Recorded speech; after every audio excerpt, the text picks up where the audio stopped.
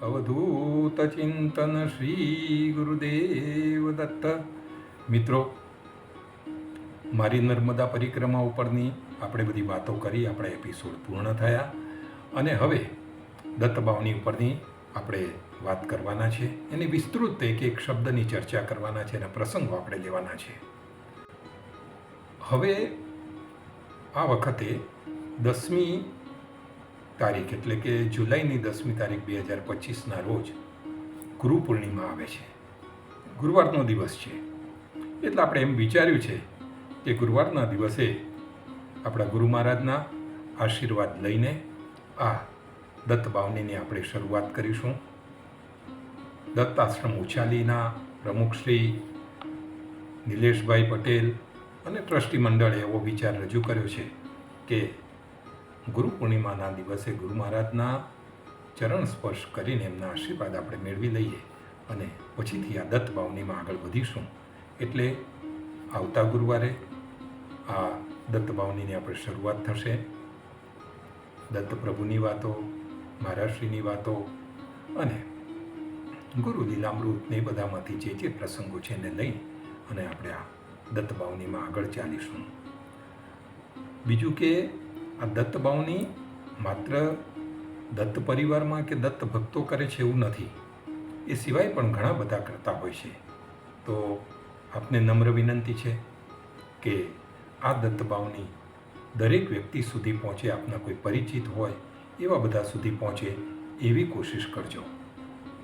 આપણે આ કોઈ પ્રોફેશનલ ચેનલ નથી, પણ ગુરુ મહારાજની વાત બધા સુધી પહોંચે એવી આપણી એક ભાવના છે.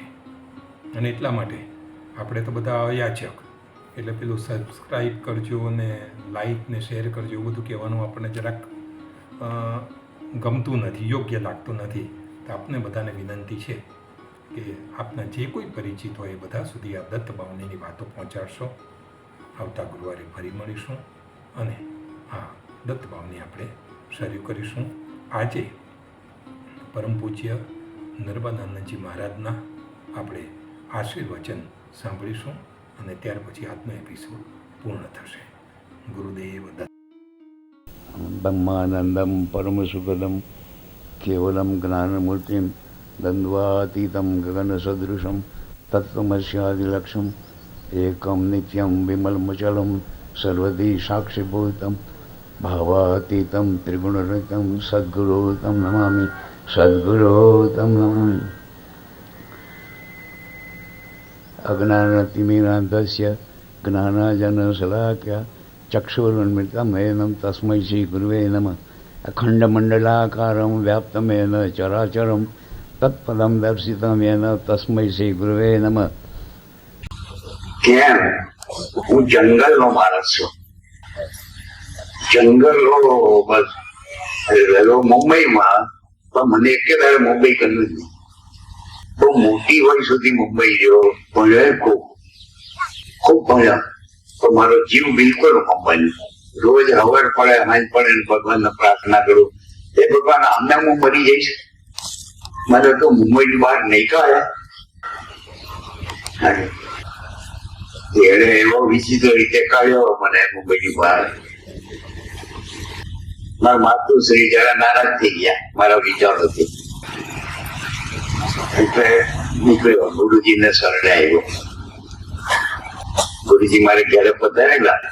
મને એમ કે મારી ચાળી પર, પણ મારી માએ તો ઉલટાનું કહ્યું કે છોકરાને રાખ્યો. પછી ગુરુજી મને કે તું નારેશ્વર આવ. નારેશ્વર ગયો ને મને પરિક્રમાનું કામ સોંપ્યું. પરિક્રમા નબલાજીની. એટલો શહેરનો માણસ, બધું વકીલાત સુધીનો કઈ ભણેલો, એકદમ નવજુવાન. એટલે મેં મહારાજને ના પાડી, મારે નથી જવું, પરિક્રમા નથી જવું. મને એ ખબર નહીં કે બધા કેટલા બધા કુટુંબો ના પ્રેમથી બંધાઈ જવું પડશે, મને ખબર નહીં. મને તો કે મહારાજ દૂર કાઢી મૂકે મને કઈ આશીર્વાદ આપીને. મને પરિક્રમાનું કહું, તું રાજી થઈ ગયો. બધું સાવ છૂટા, લોકોથી છૂટા. અત્યારે વિચાર જ કરું તમારાથી છૂટવું છે બધાથી. કેમ કે બધાને સાંભળવું છે ને પછી કઈ કરવું જ નથી. મને 81 વર્ષ થયા. 81 વર્ષમાં મેં આજ જોયું બધું. એ મહારાજ આ ભાઈ બહુ છોકરું ક્યાં ખબર? એ મહારાજ આ ભણતું નથી તો ભણે એવું કઈ કરો ને. અલા જે મેં નથી કર્યું તો મારી પાસે કરાવવું છે. મેં તો લગન જ નથી કર્યા. તાકે મહારાજ આને બહુ હારી પડે એવું કરો. હારી એટલે એની રીતની હારી. હવે પાછું આ સમજવાનું આપણે. હવે મહારાજે મને જંગલ સોંપ્યું તો વાપરવાનું પડે. હું તો ખુશ થઈ ગયો. જરા અઘરું પડ્યું. શરૂમાં આંસુ પાડ્યા. ભૂખે મરું કામ કે કડક નિયમ મને બતાવે. કડક નિયમ હાથે રાંધો, હાથે માગવાનું, માગવા જવાનું. એકદમ ચુસ્ત મહારાષ્ટ્રીયન બ્રાહ્મણ. એટલે મને પણ ચુસ્ત બધું બતાવ્યું. ચાલીએ કે માગ્યા એટલે પંખો કર ભાઈ. પછી પરિક્રમા દરમિયાન મને માર્ગદર્શન મળતું રહેતું હતું ગુરુમાન. 2 ચોમાસા મેં મધ્યપ્રદેશમાં કર્યા. રોકાવું પડે ચોમાસામાં. 3જા ચોમાસા મેં હમેથી કેવડાયું કે તારે અંકલેશ્વર જવાનું છે. અલા ભાઈ મેં ના કેવડાયું કે મારે અંકલેશ્વર નથી જવું. કારણ કે જે ગામડાઓ બધા આવતા હતા એના પ્રમાણમાં અંકલેશ્વર આમ તો ત્યારે ગામડું જ હતું 50 વર્ષ ઉપર. ત્યારે હજી તેલના કુવા નીકળેલા. તેલ અને બધી વસ્તી અહીં સ્થાનિક.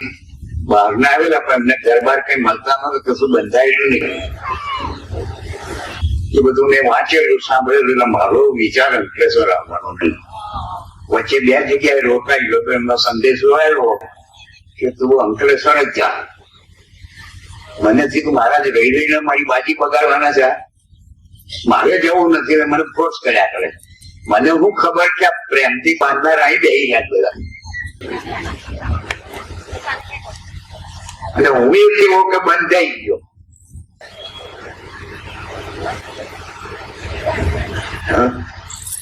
પછી બન્યું એવું કે મારે માનવું જ પડ્યું ગુરુ મહારાજનું. અને નર્મદાજી બહુ નાના છે ગુજરાતમાં. 8 દાણા મારે વર્ષ કાઢવાનું હતું. કારણ કે મને આદેશ 3.25 વર્ષનો હતો કે તારે 3.25 વર્ષ રહેવાનું લગજે બધું. મેં વિચાર કર્યો કે અંકલેશ્વર જે ગામ છે તેનું પુરાણમાં સંભળાય. હું બોલી નથી શકતો. પુરાણે બોલું સંભળાય. તમને શું છે દુખે મને પછી. મારા બેટા કોઈ આવીને કહેતા નથી મારે તમે ખાશો શું રાંધનાર છે નહીં. મને બહુ તકલીફ છે. હવે હું દેખતો ઓછું દેખું. હું આખું ઓળખતો નથી. સમજો પડે. એટલે મને થયું કે ગુરુ મહારાજ આવું બધું ક્યાં કરે લાવજો તારે અંકલેશ્વર. કદાચ મને એવું કહેલું કે તું ચોપડો લખજે નર્મદાજી. હું લખતો હતો મને માતાજીએ ના પાડી. નર્મદા માતાજી તું લખજે. થોડી વાર કરી પછી જ્યાં સારું લખાશે. હવે હું સિટીનો માણસ. ચાલ મેં હવે કહ્યું છે તો જઈએ કરીએ ટ્રાય. હું તો પછી આવ્યો અંકલેશ્વર. મેં વિચાર્યું મુક્તિ કહીએ મહાદેવી એમનો અંતરનાથ. હવે એને અંતરનાથ રાખ્યા છે. એ અપૂર્વેશ્વર તીર્થ ઉપરથી બદલાતું અંકલેશ્વર એને શુદ્ધ ગુજરાતીમાં અપભ્રંશ કે. અપભ્રંશ થતું અંકલેશ્વર નામ થઈ ગયું. પછી અપૂર્વેશ્વર. મેં કહ્યું મહારાજ નો વિચાર હશે. મને ચોપડીનું કહ્યું છે આ લખવાનું હશે અને રામકોટ એક છે. હજારો વર્ષોથી છે. પુરાણમાં બધું આ છે. મને એમ કે મારે આ લખવાનું ક્યાં હશે. એ તો ત્રિકાલ જ્ઞાની મહાપુરુષ પરમ. તમે કહેશો પરમ તો ભાઈ આ બધું આવું બધું બની રહ્યું છે એ પરમે કઈ કેમ કર્યું નહીં. તમને ને મને જે લાગે સુખ કે દુઃખ એને ન લાગતું હોય. તમને તમારા વિચાર બદલાતા છે. નાનપણથી અત્યાર ઘણા બધા વિચાર બદલાઈ ગયા. વિચારો બદલાતા છે ને એ લોકો તો વિચારની પર થઈ ગયેલા, એકદમ ઊંચાઈ પર. એટલે એ જોયા કરે પરમાત્માએ જે ક્રમ ઘડ્યો હોય એ ક્રમ અનુસાર થવા દે, એટલે એમાં જ સારું હોય. કેમ સારું હોય તે તમને કહું. ગુરુ મહારાજે મને જયારે પરિક્રમા સોંપી તો મેં વિચાર કર્યો કે આપણા એની પણ ચાલવાનો મોર છે, એટલો વકીલાત શીખેલો. એટલે મેં મહારાજને કહ્યું કે મહારાજ આ પરિક્રમા હું કામ પણ? ત્યારે મને બહુ સરસ સમજાયું.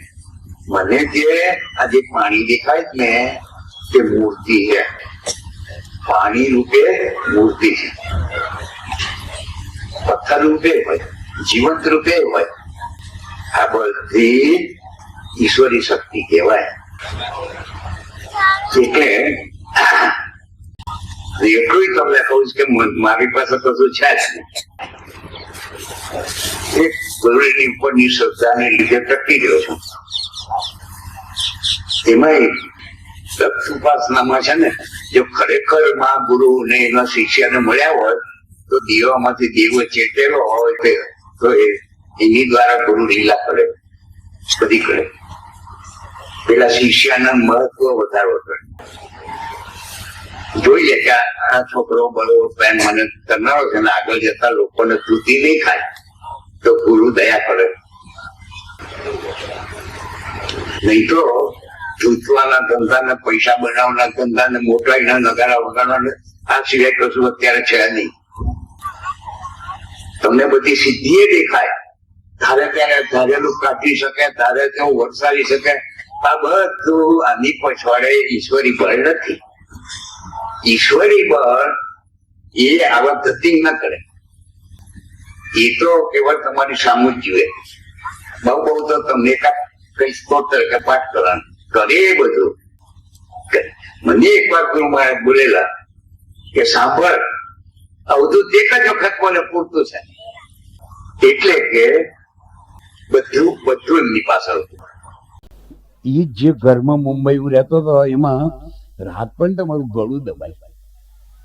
આમ તો ક્રિકેટર 10 જણને પહોંચ્યું એવો, હવે હુઈ ગયા પછી કોઈ દબાવી દે તો શું કરીએ? ને એવું ચડી દે કે છાતીએ ગુંગળામણ થઈ જાય. બહુ તાકાત કરું પણ કઈ વળે નહીં. આખરે છે ને જનોય તો લીધેલું નહીં, પણ ગાયત્રી મંત્ર કામધેનુ છે, કામધેનુ.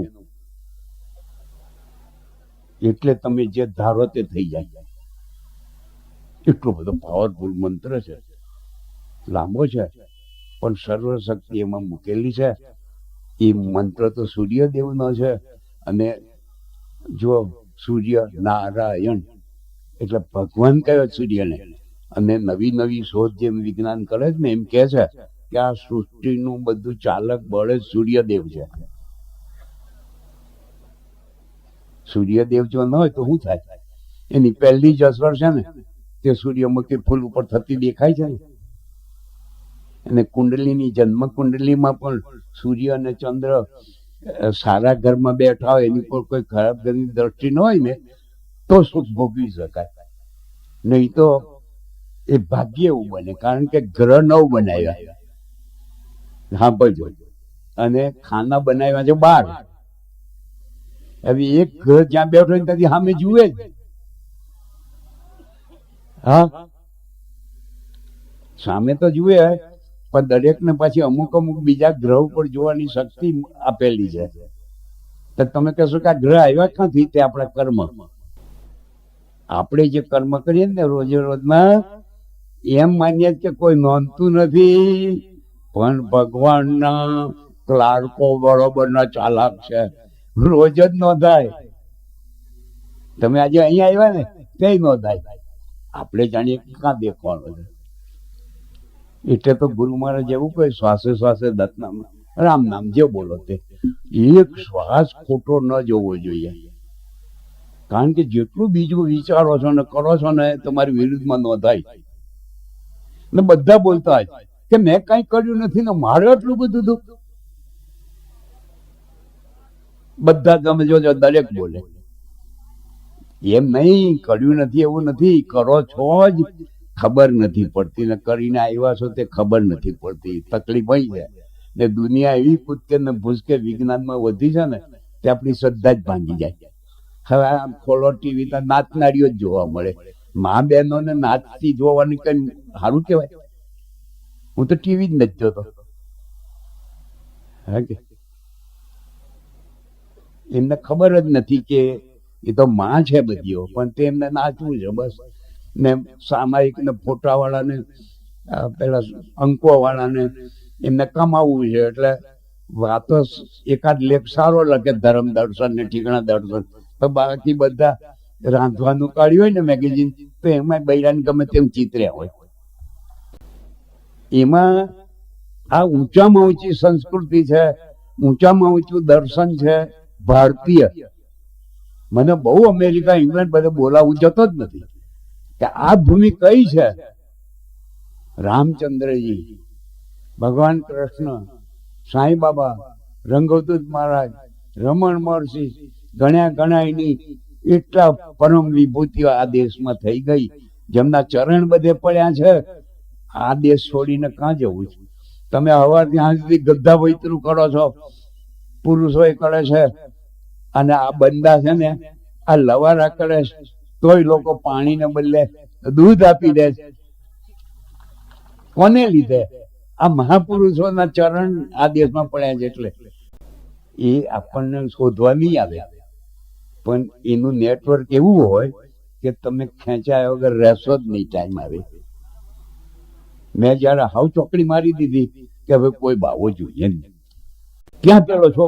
હું તો બેગ તૈયાર કરીને, મારો ભાઈ કોંગ્રેસનો હેડ હતો, તેને મળવા જ જતો હતો. બસ આપણે ધારાસભ્ય થઈ ગયા, આપણે લાલ મોટર પર લાલ લાઈટ હોય આપણે એવા થઈ ગયા, ને ફોરેનની બેંકોમાં પૈસા મૂકી દે. બસ હવે નહીં જોઈએ દેવી એ હોય તો એને ઘેર. આ ગુરુ આવતો કેમ નથી? આવું મારા મગજમાં જાય.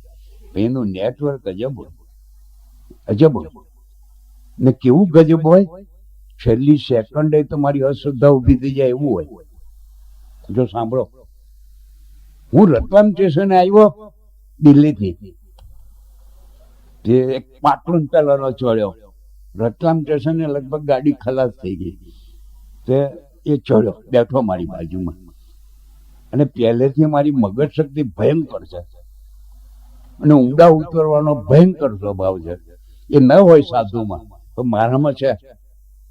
ભગવાન જાણે, સારું છે ખરાબ ખબર નહીં, તમે જાણો. પણ છે ને કે મેં એના ગળામાં લોકેટ જોયું, પછી લોકેટ જોયું ને એટલે મેં એને કહેવા માંડ્યું કે આ કોનું લોકેટ છે? તો કે રંગવદૂત મહારાજ. ને કહો હા, હું ત્યાં જ જઉં છું. જો સાંભળો, હા આ બરોબર ધ્યાન દઈને સાંભળો, નાસ્તિક થઈ જાય એવું હોય છે તરત જ. પૂરેપૂરા આસ્તિક કરવા તરત નાસ્તિક થઈ જાય એવું મૂકે. તો મેં કીધું કે બહુ મહાપુરુષ છે. મને કહે હાઉ હોપલેસ છે કે લે. મેં કેમ? તો કે હમણાં 2 વર્ષ, એક જ વર્ષ ના, એ ચાલુ જ વર્ષ કઈ ઘાટ ઉપર આમ થયું છે ને તેમ થયું છે ને બધું કહેવા માંડ્યો મને. તો મેં કહ્યું તમે પહેરી કેમ રાખ્યું? તો પછી લોકેટ તો કે આદત, નાનપણથી મારા મા બાપે પહેરાવી દીધું જ ને, તે આદતના જોડે મેં પહેરી રાખ્યું. હવે કોને માને? તો કે બાજુમાં પુનિત મહારાજ આવીને રહ્યા ને તેને માને. માર્યા મેં કહ્યું આ હું તે દિલ્હીથી આ જઈ રહ્યો છું, આ મને તો આવું કે હવે શું થાય? હાલક ડોલક થઈ ગયો. એક તો બાપુનું, મેં તમને કહ્યું તેમ મારા બાપનું પુણ્ય. હા, જો તમારા છોકરા માને કે ન માને, પણ એને માટે તમે મનથી છે ને આ મરાઠી લોકોની મોટર ઉપર લખેલું છે માં કા આશીર્વાદ. આશીર્વાદ જ કરવાના આપણા છોકરા, ગમે તેવો હોતે. એ મારા બાપના કઈ ફળવાનું હશે મારા બાપનું. એટલે હું હાલક ડોલક તો થઈ ગયો, પણ મેં વિચાર કર્યો કે ટિકિટ કઢાવી જવાનો છું, જવા જ દે. અને મિયા ગામથી નવી ગાડી બદલી ને ત્યાં ઊંધું જ બન્યું. હવે હું પૂછ્યું કે નારેશ્વર ક્યારે છે? પેલો કે ભાઈ બેહો ને. બચારાની જગ્યા નહોતી, મને બેહાડ્યો. કેમ? અત્યમથી બાંકડી, એમાં ડોહી જેવી એની વહુ, ગરીબ છોકરા. મેં પૂછ્યું તમે ક્યાંથી આવો? તો કે હું છોટા ઉદયપુર બાજુના જંગલમાં માસ્તર છું.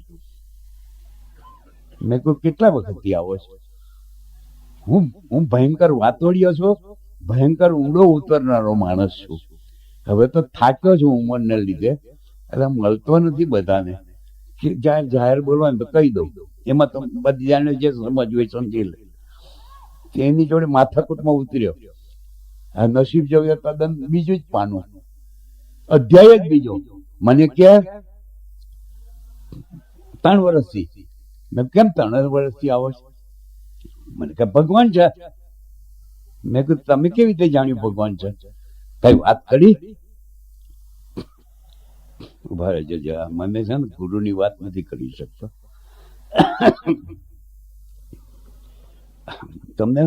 તમને શું અનુભવ આવ્યો?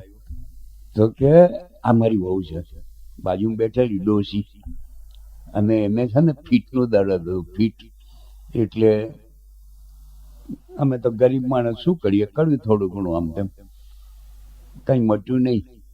તો કોઈ તમારે જોવા મળે અને કહ્યું કે આવું નારેશ્વર છે ત્યાં જાઓ. તો કે અમે તો આવ્યા, તો માણસો બહુ બેઠેલા બધા, ને એમને જોયા ને અમે તો ડઘાઈ જ ગયા.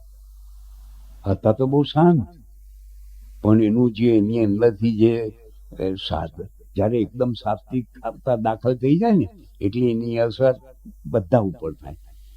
ઋષિ મુનિઓને ત્યાં વાઘ અને બકરી ભેગી રહેતી, સાપ અને નોળિયા ભેગા રમે. કેમ? એની શક્તિ દ્વારા. એને પછી બોલવાની જરૂર જ નહીં, એ ટીકાળવાની. તમે જાઓ તે પહેલા તેને ખબર જ હોય. પણ આપણે અધૂરા ને એટલે આપણને એમ થાય કે બહુ વાતો કરીએ, બધું કહી દઈએ. તો કે અમે તો બોલી જ નહીં શક્યા, છેલ્લે બેહી રહ્યા. એટલે અમે મનથી કહ્યું, મનથી કે હે ગુરુ મહારાજ, અમે ગરીબ માણસ છીએ, અને કઈ મળતું નથી, તો આપ દયા કરજો, કઈ મટે. રોજ તો અમે આવીએ છીએ એવી સ્થિતિ નથી, પણ વર્ષમાં એકાદ વખત પ્રયત્ન કરીશું આવવા. પછી શું થયું? ભાઈ મટી ગયું કે આ 3 વર્ષ થયા ને પછી જોજો. હા, પછી જોજો જે ગુરુને માનતો હોય અથવા ધર્મને માનતો કેવો હોય તે. મને કે હે ભાઈ તમે જરાય ચિંતા ન કરતા. હું તો કઈ એને કહેતો નો કહેવા મળ્યો, મારી જોડે રહેજો, હું બધું બતાવીશ. અને હું ઘેરથી સુખડી કરીને લાવ્યો, તમને ખવડાવીશ કે સુખડી. એનો પ્રેમ જો આટલા મંદી આટલું આપવાનું. આ જગતમાં આટલું જ જોડે આવવાનું, બીજું કશું થવાનું નથી. બીજું કશું થવાનું નથી. આટલું જે છે એ પછી દેખતો હોય કે પેલો ન દેખતો હોય, નથી દેખતો એવું છે જ નહીં. તો મેં વિચાર કર્યો કે હાલું જનોય તો લેવું પડશે. એમાં મહારાજ મળ્યા. મહારાજે કહ્યું કે તું જનો લઈ લે. મેં કહું મહારાજ હું પૈસા કશું લાવ્યો નથી, હું તો તમારા દર્શન માટે આવ્યો છું. મને કે ફિકર નહીં, તારા મા બાપ હું અહીં નવા બનાવી દઉં કે ત્યાં ધર્મ. આ ધર્મનો કાકો બેઠો જ ને, એનો ભાઈ, મોટો ભાઈ, તે નરેન્દ્રનો મોટો ભાઈ, તેને મારા બાપ બનાવ્યો ને એની વહુને મારી મા બનાવી. મને કે જો પછી મારી ઉંમર તો મોટી 32 વર્ષ, ને સિટીમાં મોટો થયેલો બોમ્બેમાં.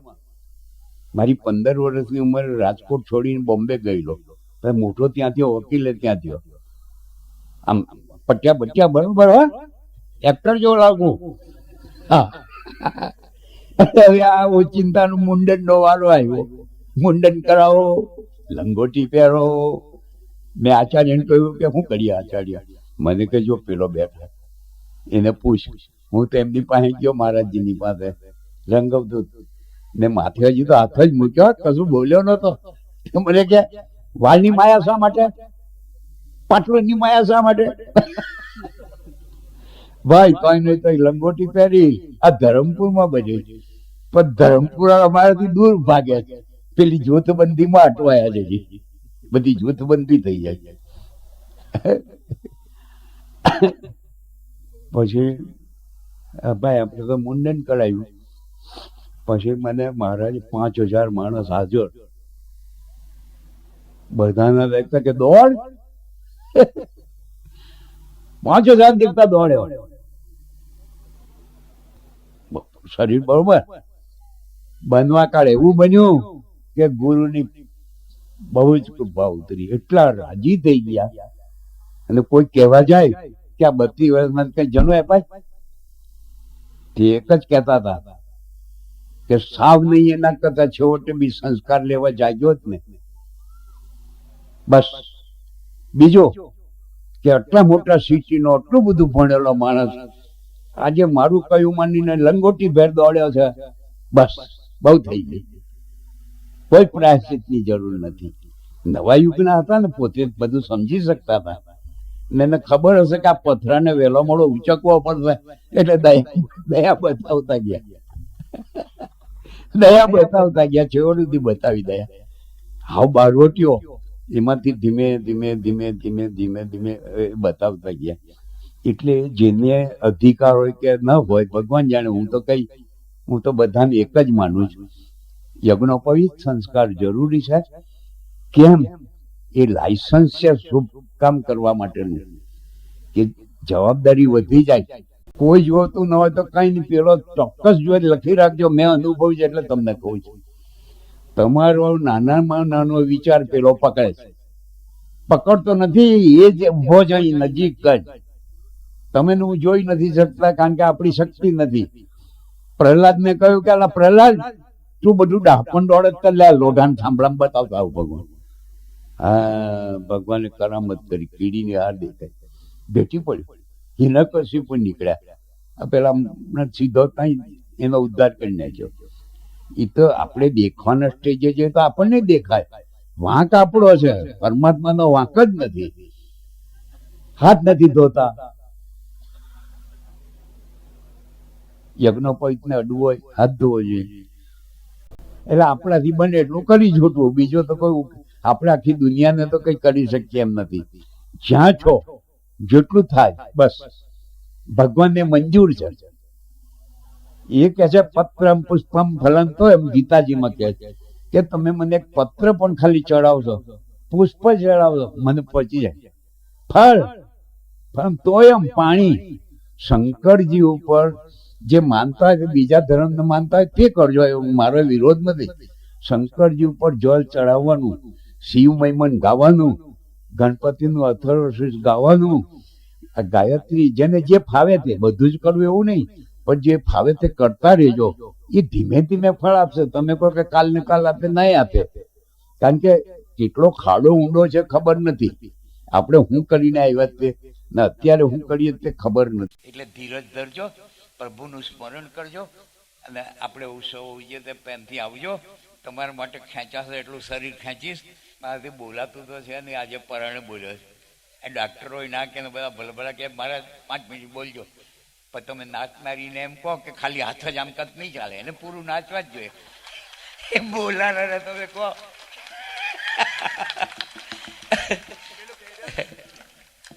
અવધૂત ચિંતન શ્રી ગુરુદેવ. જય યોગેશ્વર દત્ત દયાળ, તુજે એક જગમાં પ્રતિપાળ. મિત્રો, ભગવાન દત્તાત્રેય અને એમના અંશ અવતાર એવા સંતો યોગીઓની લીલાઓ રજૂ કરતી આ ચેનલને આપ લાઈક કરો, શેર કરો અને સબસ્ક્રાઈબ કરો. વધુમાં વધુ ભક્તો સુધી આપણી આ વાત પહોંચે એ માટે આપ બધાને જાગૃત કરો. બધાને મારા ગુરુદેવ દત્ત.